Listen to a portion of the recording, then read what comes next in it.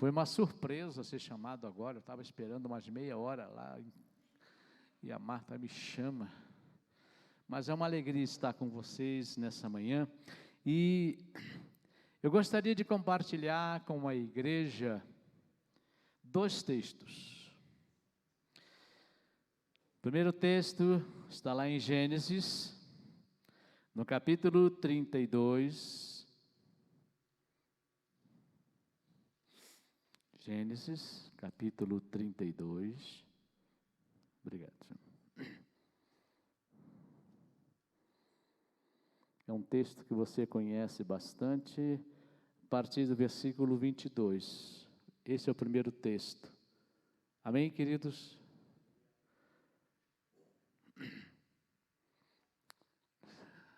Já está projetado aqui, obrigado, Thaís. Eu estou com a versão da NVI, que diz o seguinte: naquela noite Jacó levantou-se, tomou suas 2 mulheres, suas 2 servas e seus 11 filhos para atravessar o lugar de passagem do Jaboque. Depois de havê-los feitos atravessar o ribeiro, fez passar também tudo o que possuía. E Jacó ficou sozinho. Então veio um homem que se pôs a lutar com ele até o amanhecer. Quando o homem viu que não poderia dominá-lo, tocou na articulação da coxa de Jacó, de forma que lhe deslocou a coxa enquanto lutavam. Então o homem disse: deixe-me ir, pois o dia já desponta. Mas Jacó lhe respondeu: não te deixarei ir, a não ser que me abençoes. O homem lhe perguntou: qual é o seu nome? Jacó, respondeu ele. Então disse o homem: seu nome não será mais Jacó, mas sim Israel, porque você lutou com Deus e com homens e venceu. E prosseguiu Jacó: peço-te que digas o teu nome. Mas ele respondeu: por que pergunta o meu nome? E o abençoou ali. Jacó chamou aquele lugar Peniel, pois disse: vi Deus face a face, e todavia a minha vida foi poupada. E o segundo texto que eu gostaria de compartilhar com a amada igreja está lá em João, no capítulo 21. João, no capítulo 21, é um texto também tremendamente conhecido, né, dos irmãos. João, capítulo 21, um encontro também marcante, tremendo, a partir do versículo 15, João 21,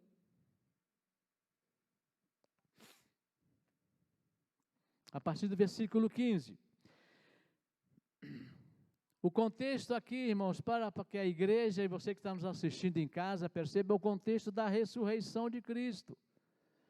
Após a ressurreição, o Senhor teve vários encontros com os seus discípulos. E esse aqui é um contexto desses encontros, né?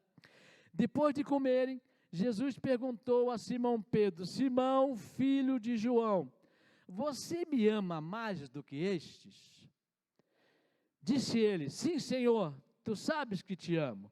Disse Jesus: cuide dos meus cordeiros. Novamente Jesus disse: Simão, filho de João, você me ama? E ele respondeu: sim, Senhor, tu sabes que te amo. Disse-lhe Jesus: pastorei as minhas ovelhas. Pela terceira vez ele lhe disse: Simão, filho de João, você me ama? Pedro ficou magoado por Jesus lhe ter perguntado pela terceira vez: você me ama? Ele disse: Senhor, tu sabes todas as coisas e sabes que eu te amo. Que o Espírito Santo esteja nos iluminando nessa manhã, queridos.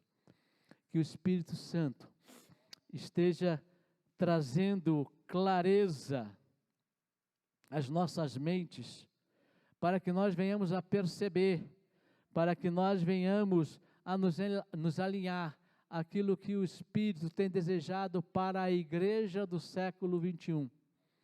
Para tempos em que nós estamos vivendo, nós precisamos de um alinhamento, queridos. E esses dois textos, eles falam claramente de dois encontros. E nós estamos tendo essa visão de encontro, gerando transformação. Há um tempo atrás nós falamos de encontros transformadores, não foi verdade? Falamos da Páscoa como um presente, como uma entrega de amor. E a ressurreição é também um ato de amor. A vinda do Senhor Jesus Cristo é um ato de amor. Tudo que envolve o nosso Senhor Jesus Cristo, queridos, é um ato de amor. E nós estamos aqui nessa manhã num ato de amor. E quando eu olho para esse texto, como eu falo, os dois textos, tanto de Gênesis como de João, eles estão falando de encontros que foram transformadores, encontros que foram impactantes, encontros que realmente ativaram o que precisava ser ativado, tanto na vida de um como na vida de outro. Nós aqui, pelos esses dois textos, nós vimos que Deus do Antigo Testamento é o mesmo Deus do Novo Testamento, e é o mesmo Deus agora, queridos. E Ele promove esses encontros para trazer em nossas vidas transformações, para trazer em nossas vidas um alinhamento da sua plena vontade.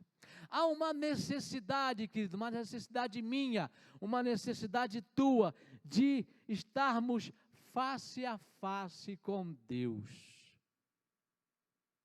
E quando eu olho para esse primeiro texto, o texto de Gênesis, é um texto tremendo. Você conhece a história, eu sei que você é um leitor da Bíblia.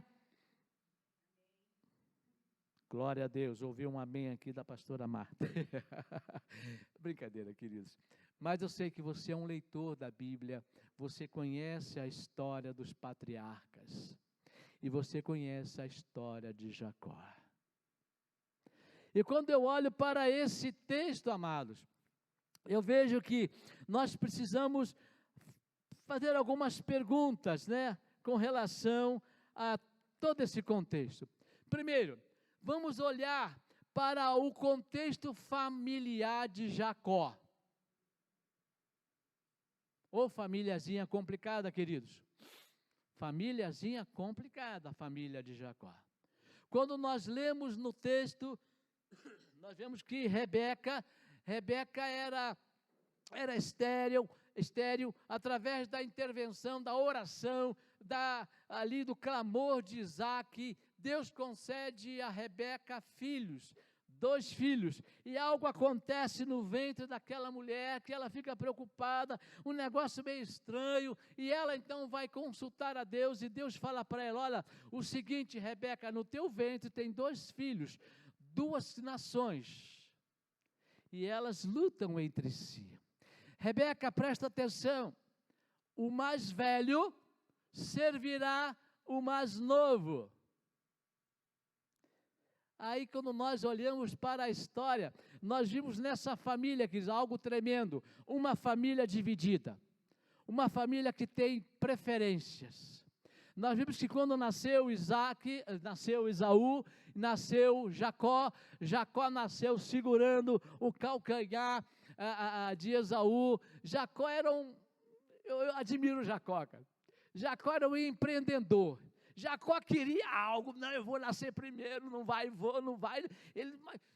Esaú saiu, mas ele saiu segurando no calcanhar Jacó saiu segurando o calcanhar de Esaú. E esses 2 filhos tinham temperamentos completamente diferentes. Esaú era um cara destemido, era caçador, era aquele cara, né? Jacó era uma vida mais sossegada, mais familiar.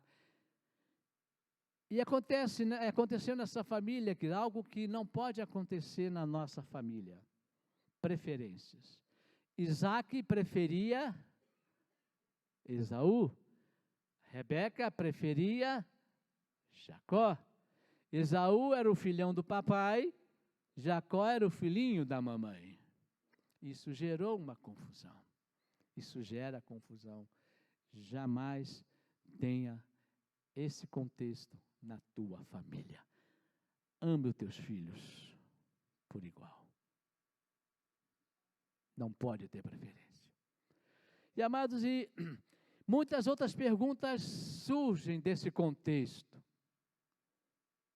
Havia o costume da bênção da primogenitura. O filho primogênito era o herdeiro do clã. Era ele que, após a morte do pai, ele deveria liderar o clã familiar, ele deveria mandar, ele deveria coordenar todas as coisas. E ali, então, o costume caía sobre Esaú, mas os desígnios de Deus voltavam-se para Jacó.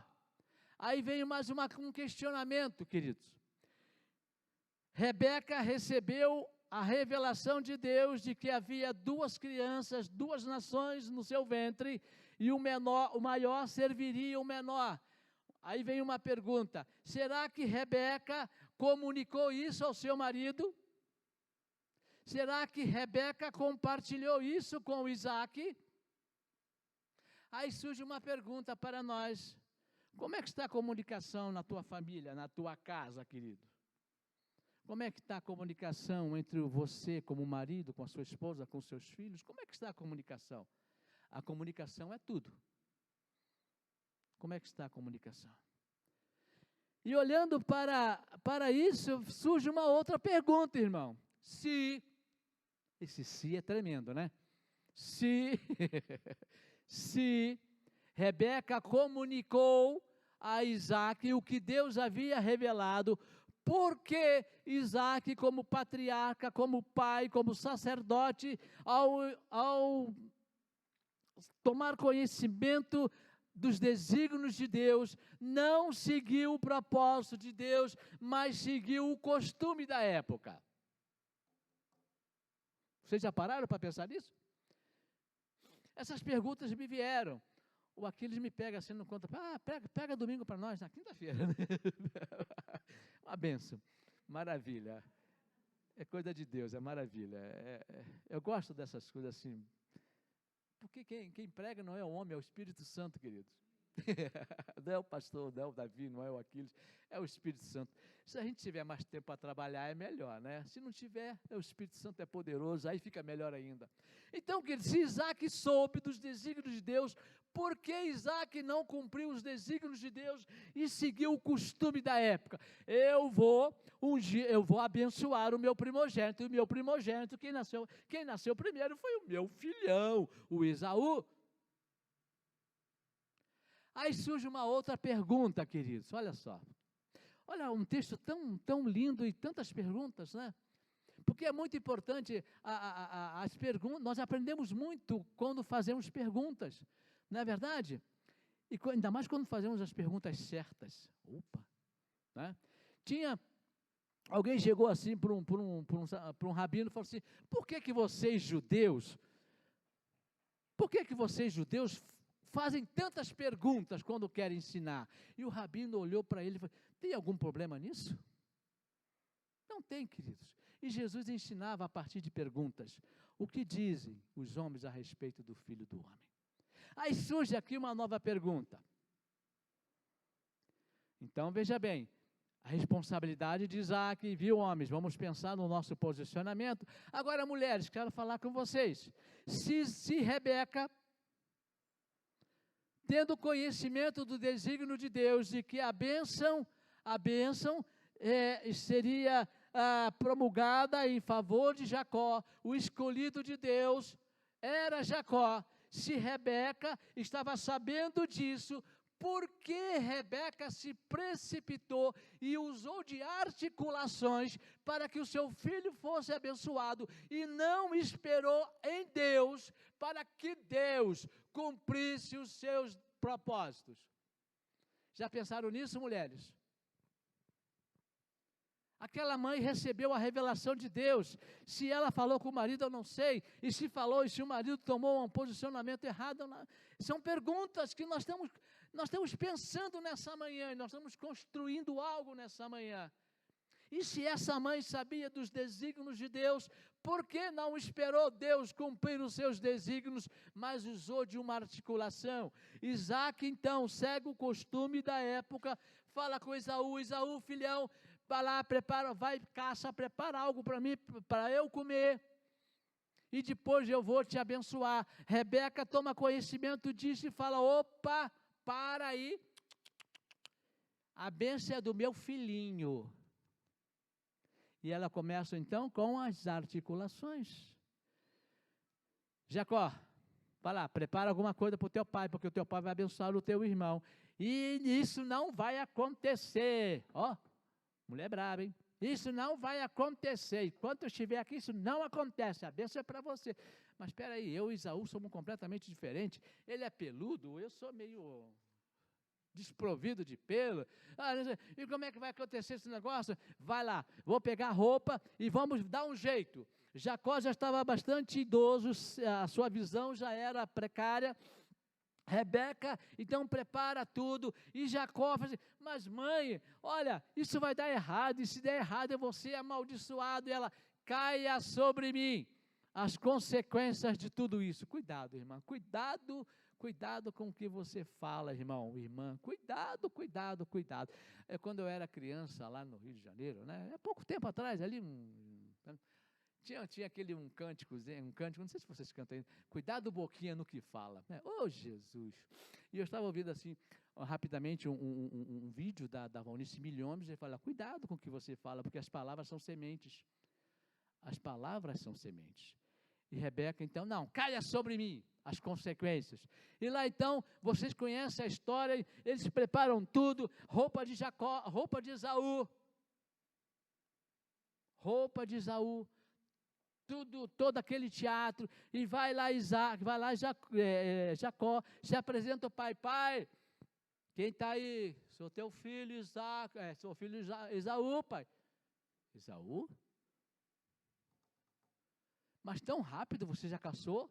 Olha só, querido, quando nós começamos a fazer as coisas erradas, queridos, nós temos, olha, um pecado chama outro, um abismo chama outro. Sou Esaú, mas tão rápido.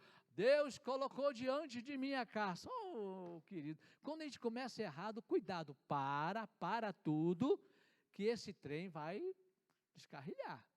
Volta, querido. Deus me deu a caça. Chega mais perto, filho. A roupa é de Esaú, o cheiro é de Esaú, mas a voz é de Jacó. Não, pai, sou eu, o teu filho. Isaac abençoa Jacó. Em seguida, quem chega? Esaú. Eu tenho que poupar minha voz, que Esaú chega. Pai, está aqui a caça. Como? Não. Ué, que história é essa, filho? Eu já te abençoei. A mim não. Eu abençoei. Não fui eu. Tu abençoou Jacó. Aquele que age, daí surge essa expressão, aquele que age traiçoeiramente. Esaú foi enganado. E você pode estar pensando: mas pastor, na história Esaú não deu valor à primogenitura. É verdade. Esaú não deu valor à primogenitura, mas isso não nos dá direito de agir de uma maneira leviana com o nosso irmão que não está dando valor a algo que Deus está fazendo. Deixa Deus fazer, queridos. Rebeca não deixou Deus fazer. Vê então que é a confusão. Amados, quando eu olho para esse texto, o que aconteceu? Esaú: pai, me dá uma bênção, mas eu não tenho mais bênção. Mas não é possível, pai, mas umazinha, pai, não tem. Acabou. E foi determinado os desígnios de Deus: você será menor diante do teu irmão. Agora, querido, duas coisas acontecem aqui que são tremendamente maravilhosas, que nós precisamos pensar. Esse fato, o que aconteceu, o que provocou na vida de Esaú? Eram 2 irmãos. O que provocou na vida de Esaú? Primeiro, provocou ódio contra o irmão. Aí eu fico imaginando, Esaú fala, tá bom.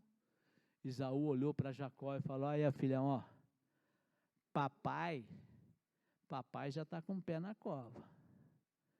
Quando ele morrer, acabou o luto, tu vai ser o próximo. Tu vai ser o próximo, porque eu vou te matar. Primeira coisa, gerou ódio no coração de Esaú. Segunda coisa, gerou em Esaú, despertou em Esaú um espírito de rebeldia, de rebelião. Ah é, mãe? Foi isso que tu fez? Tá bom. Aí sabe o que ele faz? Para provocar os pais, para irritar os pais, casa com mulheres hititas. Mulheres que, meu Deus do céu, só a graça. Só a graça. Ah, é? Tá bom, mamãe, então agora eu vou te dar o troco. Casou com mulheres, 2 mulheres hititas lá, provocação, idólatra, aquela coisa toda, pagã. E mais ainda, não se deu por satisfeito. Sabe que você vai ser a minha próxima esposa, mamãe e papai? Vai ser Bazemate, vai ser, é tua parente, é filha do primeiro filho de Abraão, Ismael, obrigado. É bom ter gente que lê a Bíblia aí. É da descendência de Ismael. Isaac com Ismael não se dava muito bem. Ismael tinha sido banido por ordem de Deus. Havia um conflito entre a geração de Ismael e agora com a geração de Isaac. Para consolidar esse espírito de rebeldia. Por quê? Família dividida, não ouvir Deus, não buscar a palavra de Deus, não obedecer o que Deus está falando, queridos. Agora, e o que isso gerou na vida de Jacó? É o nosso cara. O que gerou na vida de Jacó? Primeiro, gerou o quê? Medo do seu irmão. Medo. Gerou o quê? Uma necessidade de fuga. Fuga. Jacó então, ó, como diz o carioca, deu linha na pipa. Opa, aqui eu não fico, se eu ficar eu morro. E os pais, olha, vai para Padã Arã. Então ali, Jacó, ele vai para Padã Arã, não como um homem livre. Era o meu desejo ir para Padã Arã. Não, ele foi por necessidade. Opa, teve que fugir do irmão. Agora, queridos, que coisa interessante essa caminhada. Na fuga de Jacó para Padã Arã, Jacó para em um lugar chamado, na qual ele deu o nome de Betel. Ele teve o primeiro encontro com Deus, lá em Betel. Quando ele teve o sonho, vocês lembram disso? Se ele teve o sonho daquela escada, os anjos subiam e desciam. Amém? Vocês lembram disso? Amém, queridos? Ó, glória. E ele falou, essa aqui era a casa de Deus, e o que ele falou? Era a casa de Deus e eu não sabia. Outra lição para nós, filho de crente não é neto de Deus. Deus é um Deus pessoal. Você precisa ter a tua experiência com Deus. Você precisa ter um face a face com Deus. Quando Deus ele se revela a Jacó e fala, Jacó, eu sou o Deus de Abraão, sou o Deus do teu pai Abraão, eu sou o Deus do teu pai Isaque. Mas Deus não falou que era Deus de Jacó. Falou? Não. Jacó conhecia Deus só de ouvir falar. Igreja, nós precisamos ter experiências com Deus. O Deus que eu creio, Ele é muito maior do que está narrado aqui. Ele tem muito mais para nós. E ali Deus então faz uma promessa a Jacó. Eu vou te proteger, eu vou estar contigo, para onde você for. Oh Deus, estão orando por mim aqui, por causa da minha voz? Não, né? Eu vou te cuidar e te trarei de volta. Jacó acorda e fala assim: se o Senhor for comigo, se o Senhor me abençoar, se o Senhor me guardar, se o Senhor trarei o dízimo. Você vê a falta de experiência com Deus?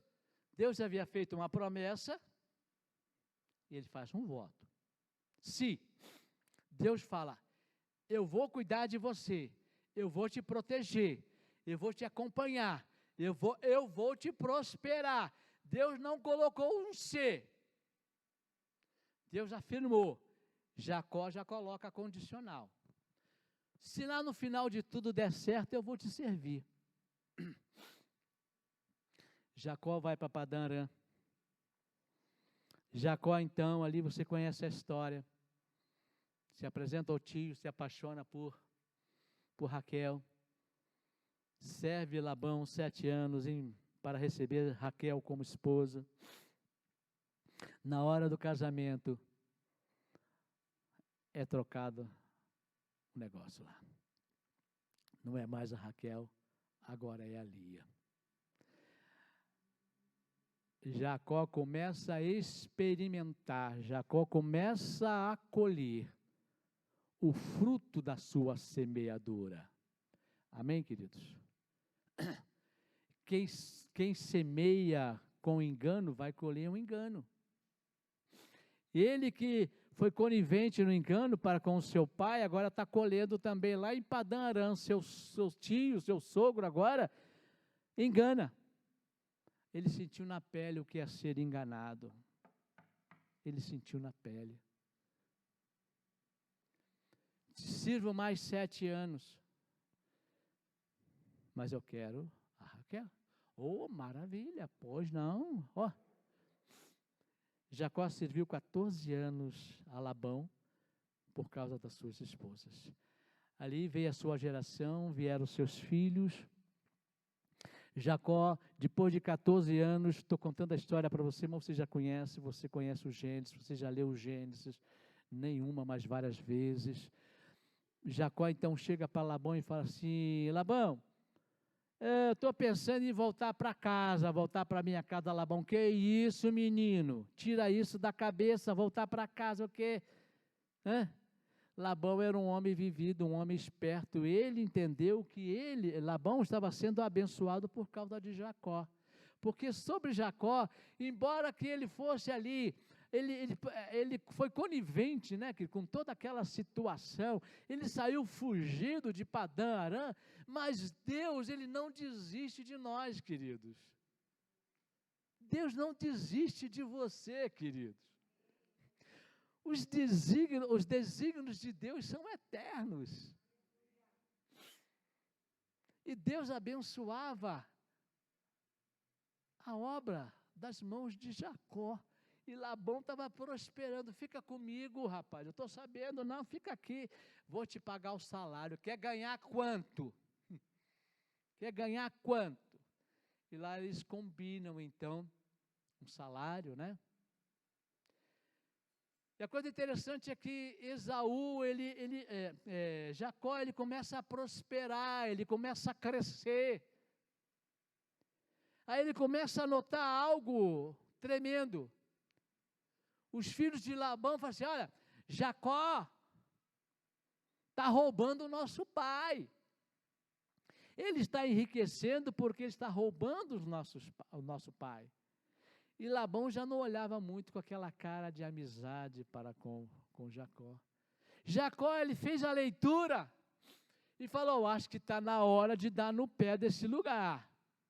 E você vai ler que novamente Jacó, a princípio, ele quer voltar para Canaã, mas com medo do seu sogro. Novamente, Jacó começa a empreender uma caminhada de retorno a Canaã, mas como fugitivo. Ele foge do seu sogro, chama suas esposas, olha, vamos embora, arruma tudo, rápido, rápido, rápido, arruma, coloca na mala o que der e vamos embora. Vamos embora. Fugiu. Embora Deus tenha aparecido para ele e fala, Jacó, volte para a tua terra. Volte para a tua parentela. Eu vou te cuidar, eu vou cuidar de você. Jacó foge, Labão vai atrás de Jacó. Deus se apresenta a Labão. Olha só, querido, como é que Deus é fiel. Deus fala para Labão, Labão, o negócio é o seguinte, filho. Você não vai fazer nada com Jacó. Não vai fazer promessas e muito menos ameaças. Você não vai fazer nada. Cuidado. Se tocar em Jacó, vai se ver comigo. E Labão era um homem esperto, teve aquele encontro com Jacó, e ele então volta para a sua terra e Jacó segue a sua caminhada. Mas havia preocupação, que, embora Deus havia falado com Jacó, que ele deveria voltar para a sua terra, para a sua parentela, para a sua descendência, mas algo lá no seu íntimo ainda estava latente, o medo do seu irmão. O medo do seu irmão. Aí ele começa as suas estratégias humanas. Vou dividir meu grupo em dois. Se Esaú pegar um, pelo menos o outro escapa. Eu vou mandar presentes. Eu vou apaziguar a ira de Esaú com presentes. E ele vai. E ele faz exatamente isso. Agora, tem um momento na nossa vida, queridos. É o momento que Deus fala, Deus olha, fala e fala, olha, chegou a hora. Chegou a hora, daqui você não me escapa. Foi assim com Saulo de Tarso. Perseguidor da igreja, e coisa, e matava, respirava ameaças contra a igreja, ele fazia o caos na igreja, e Jesus falou, Saulo, olha, chegou a hora, filho, daqui você não passa. No caminho de Damasco, Saulo teve um encontro com Jesus. Lá no Val de Jaboque, Deus marcou um encontro com Jacó. Sozinho. O face a face com Deus, querido, você vai ter que tirar do seu ambiente tudo que atrapalha. Passaram-se a família, os grupos das famílias, todas as caravanas, enviou os presentes, e Jacó ficou sozinho.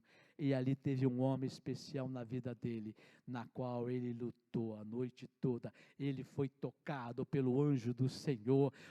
E ali no Val de Jaboque, o nome de Jacó foi mudado.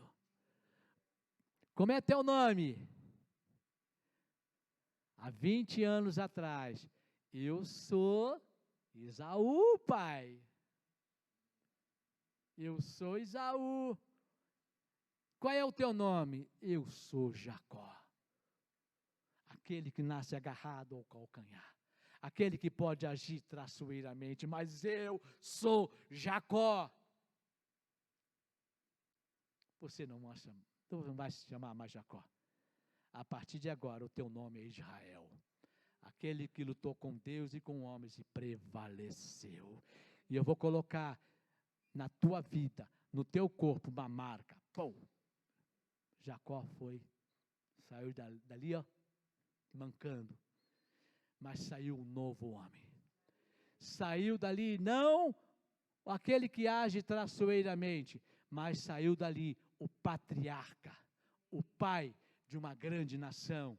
Aquele que estava sobre ele a promessa de que nele as famílias seriam abençoadas. Mas ele teve que ter um face a face com Deus. Ele teve que estar em Peniel, sozinho com Deus. E Deus o tocou. Você quer ser tocado por Deus, queridos? Você quer ser mudado por Deus? Você vê essa necessidade, sente essa necessidade? Hoje pode ser o teu Peniel. Agora, queridos, o que falar de Pedrão? Ô, cabrabão! Se nós olharmos a história de Pedro, quanto tem de Pedro em nós, não é não, queridos? Sim ou não? O quanto tem de Pedrão em nós? E Pedro também teve um Peniel. Pedro também teve um encontro com Deus face a face. Pedro é aquele homem que foi chamado por Jesus, aquele homem que deixou tudo por Jesus, caminhou com Jesus, aprendeu com Jesus. Pedro foi aquele homem que recebia revelação de Deus: tu és o Filho do Deus vivo. E tempo depois, ó Senhor, não faz isso não, que isso, Senhor, dava lugar ao diabo. Pedro era aquele homem que, de uma maneira precipitada, falava no Monte da Transfiguração: olha, Senhor, que coisa boa estarmos aqui, nós vamos fazer uma tenda para ti, uma tenda para Moisés, para Elias. Que bom, não sabia o que estava falando. Pedro às vezes era precipitado, como nós somos precipitados no falar, no dizer, no assumir compromisso. Na Páscoa, quando Jesus lava os pés dos discípulos, está lá Pedrão: eu não, os meus pés o Senhor não vai lavar. Falou: Pedro, se eu não te lavar, você não tem parte comigo. Senhor, então se for assim, banho completo. Pedro, presta atenção, Pedro. Vocês já estão limpos pela palavra. Tem um que não está, mas vocês estão limpos pela palavra. Só basta lavar os pés, Pedrão. E quando Jesus fala da traição, um entre vós irá me trair, eu tenho certeza de que Pedro já bateu no peito. Eu não, Senhor. Eu não, Senhor. Eu me conheço, eu sou Pedro. Jesus falou assim: Pedro, o diabo pediu para você andar contigo, cara. Eu orei por você. Senhor, eu sei quem sou. Eu me conheço. Você fala assim? Você já falou assim? Eu me conheço. Deus, através do profeta Jeremias, diz que não. Diz que enganoso é o coração. Quem o conhecerá? Eu não me conheço. Eu peço misericórdia de Deus toda hora. Senhor, tem misericórdia de mim, porque eu sou... Jesus, eu sou complicado. Pedro falou: Senhor, eu me conheço. Os outros podem te negar, qualquer um pode te negar, mas eu estou pronto. Eu estou pronto para ir contigo até a morte, se for preciso. Eu estou pronto. Você já fez votos assim, queridos? Senhor, pode contar comigo. Eu estou junto. Estamos juntos. Estamos juntos, ó. Na hora do vamos ver, cadê o cara? E Jesus olhou: Pedro, antes que o galo cante 3 vezes, você vai me negar hoje, Pedro. Não, Senhor, eu não. Eu não. Sai Jesus com os seus discípulos, vão para o Getsêmani. Jesus se separa com Pedro, Tiago e João, vai para mais um cantinho, deixa os 3 ali, fala: vigia, ora, que eu vou estar orando. Jesus ora. E ali 3 vezes você conhece o texto: Pai, se for possível, passa de mim esse cálice, mas não seja como eu quero, seja feita a tua vontade. Jesus volta, está lá os discípulos dormindo. Jesus: e aí, Pedro, nem 1 hora você consegue vigiar comigo, Pedro? 1 hora, Pedro. Aí vem, você conhece a história, vem os soldados, prende Jesus, Pedrão, carabão, igual eu, assim, puxa da espada: eu vou defender o meu mestre. Corta a orelha do cara. Queridos, não é assim que você faz a obra de Deus. Não é com a tua força, não é com o teu entendimento, mas é pela revelação do Espírito. Pedro puxou da espada e corta a orelha do cara. Jesus fala assim: Pedro, puxa vida, hein? Você não está me ajudando nada e está me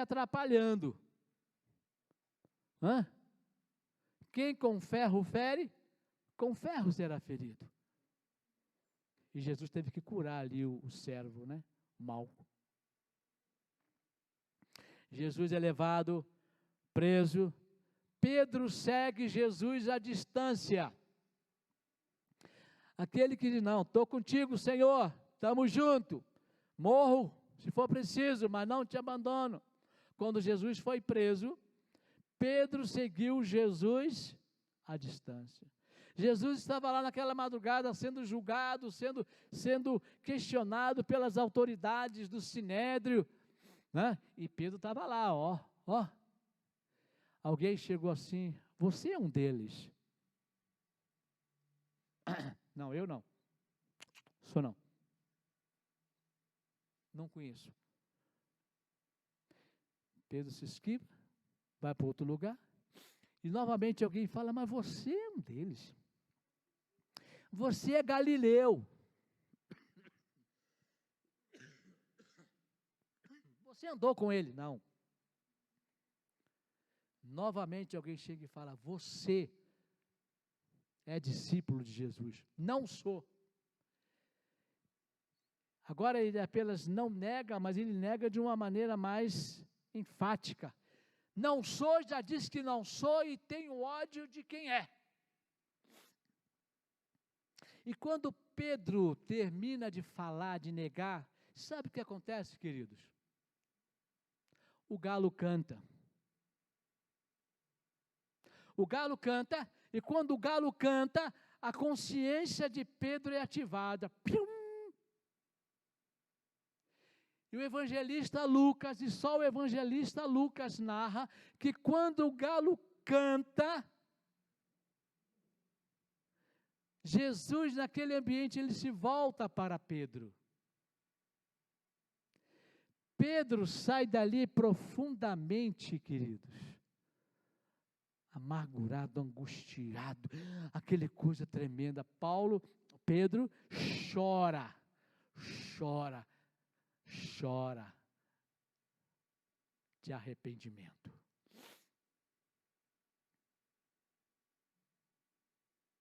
Agora você imagina como é que estava o coração de Pedro. Eu neguei o mestre, eu não valho nada. Meu Senhor, eu sou nada, eu sou um lixo. Eu neguei o mestre. Veio a crucificação, a ressurreição. E Pedro recebe um recado. Não sei se você já recebeu um recado desse. Quando Maria estava lá no sepulcro, né? No contexto da ressurreição, Jesus então fala para Maria, olha, fala para os meus discípulos, para os meus amigos, que eu vou encontrá-los na Galileia. E fala para Pedro. Eu não sei se você já pisou na bola com alguém e você recebeu um recado assim, olha, fulano quer conversar contigo. Fulano falou que vai lá no churrasco e quer bater um papo contigo e você pisou na bola com ele. Imagina Pedro como é que estava. Imagina o coração de Pedro.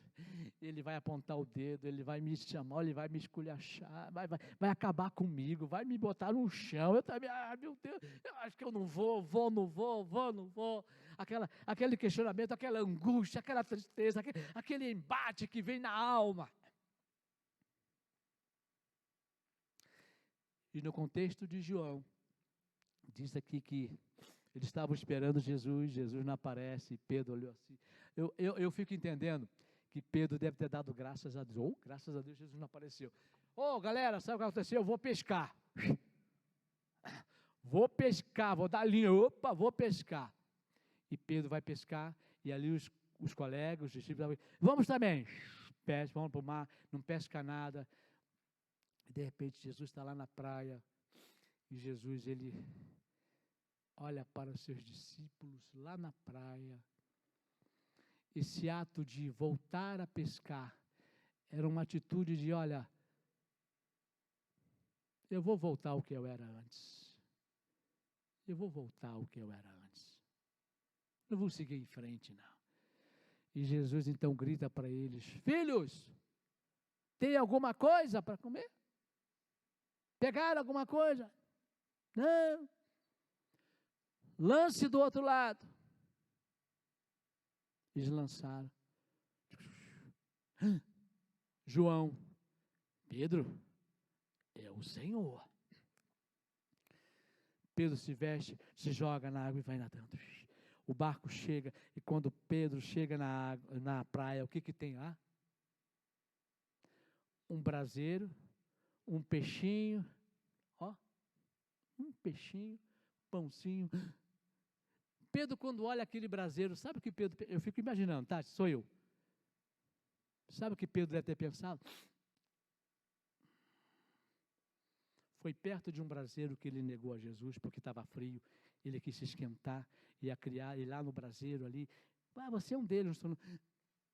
E deve ter pensado, Jesus vai me arrebentar. Jesus não faz isso, querido. Aqueles discípulos que queriam voltar a pescar, Jesus os chama para a comunhão, para a mesa. Aí Aquiles, chama para a mesa, lá na praia, no mar da Galileia, chama para a mesa, come o peixe, come o pão. Aí Jesus tem um particular com Pedro. Pedro, filho de Jonas, filho de João, tu me amas? Sim, Senhor, eu te amo.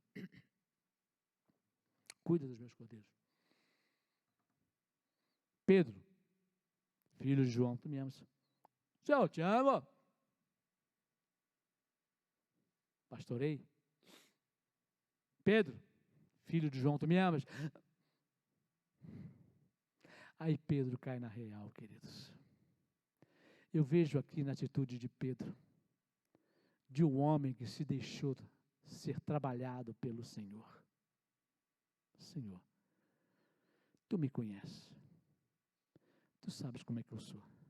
Vacilante, temperamental, às vezes presunçoso, mas tu sabes que eu te amo. Apacenta os meus cordeiros. Pedro foi restaurado pelo Senhor. Jesus não desiste de mim. Apesar das minhas falhas, dos meus erros, das minhas limitações, Jesus não desiste de mim. Jesus não desiste de você, querido. Não, Jesus não desiste. E Jesus, Ele quer ter um face a face contigo. Ele quer te levar a Peniel, face a face com Deus. E a tua vida vai ser poupada. Amados, para terminar a introdução, Peniel é um lugar de restauração. Peniel é um lugar de mudanças. Peniel é um lugar de marca. Peniel é um lugar de cura. Peniel é um lugar de ativação. A nossa palavra é que você vá para Peniel. Jacó em Peniel. Jacó lutou. Eu não te deixo enquanto não me abençoares. Lá no Val de Jaboque. Lá no mar da Galileia, que foi ao Peniel para Pedro. Pedro reconheceu quem ele era. Pedro não se justificou, mas ele permitiu que o Senhor o tratasse, que o Senhor o curasse. Jacó se tornou o grande patriarca. Pedro se tornou o grande apóstolo.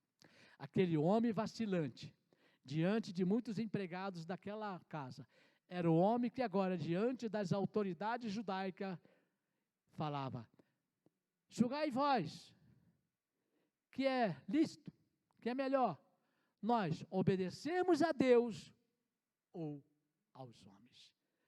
Depois daquele encontro da restauração, Pedro estava pronto para viver por Jesus e a morrer por Jesus. Amados, nós precisamos do Peniel. nós precisamos estarmos face a face com Deus. Teu Peniel, como eu disse, pode ser hoje. Eu não sei o que Deus tem ministrado ao teu coração, o que Deus realmente quer fazer na tua vida, na tua casa, na tua família, mas entre no teu secreto com Deus, deixa Deus te tratar, deixa Deus te curar, deixa Deus te libertar, deixa Deus quebrar as amarras da angústia, da acusação, deixa Deus te usar, querido, porque hoje é dia de estarmos face a face com Deus. Que o Senhor te abençoe, que o Senhor te dê graça, que o Senhor levante o seu rosto sobre ti e te dê a Shalom. Deus abençoe, uma semana abençoada em nome de Jesus. Amém.